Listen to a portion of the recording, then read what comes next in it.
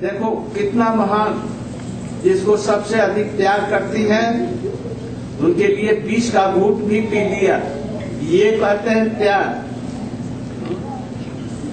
इसके बाद में महाराज जनक जी, दशरथ जी रामचंद्र जी को गद्दी देने के लिए निश्चित किया। वशिष्ठ से पूछे ये कब मुहूर्त है?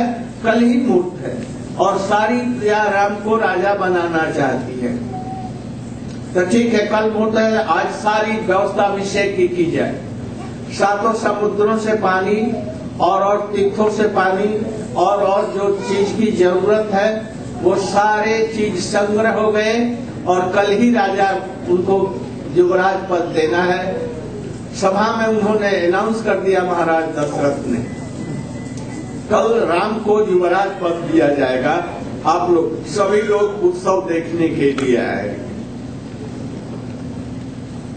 इतने में वहां पर उसके कैकेयी की दासी, मंथरा नाम की एक दासी थी, वो वहां पर पहुंची कैकेयी के पास में और बोली, अरे कल रामचंद्र जुआ वो जो राज बनेगा और भरत उसका दास बनेगा, तुम उसकी दासी बनेगी, कौशल्या की सेवा करना।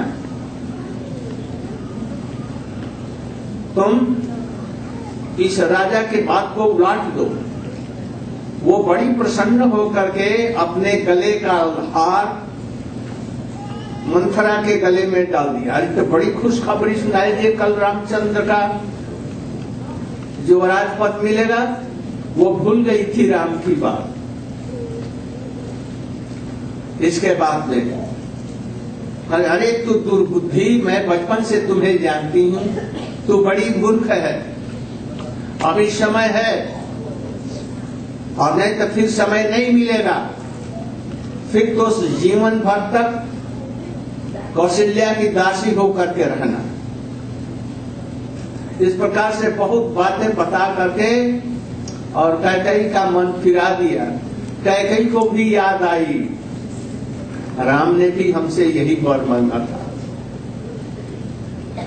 ठीक है, ये विष का घूंट किसी न किसी प्रकार से पीना ही है।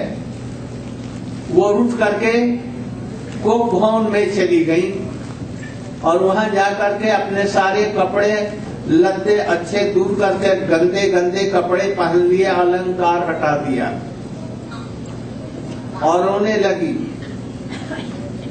महाराज दशरथ उसी रात में जबकि आए उससे मिलने के लिए और ये खुशखबरी सुनाने के लिए, राजा रामचंद्र जी को राज्य पद दिया जाएगा, ये बतलाने के लिए बड़े आनंदित होकर के उसके घर में आए। देखा ये तो घर में है नहीं, पूछा, दासियों ने कहा ये तो कोप भवन में गई हुई। वहां गए, देखा तो ये तो बड़ी विचित्र अवस्था में पड़ी हुई है, अलंकार भी नहीं है, पुराने गंदे फटे पुराने कपड़े पड़े हैं। महाराज दशरथ ने वहां गए,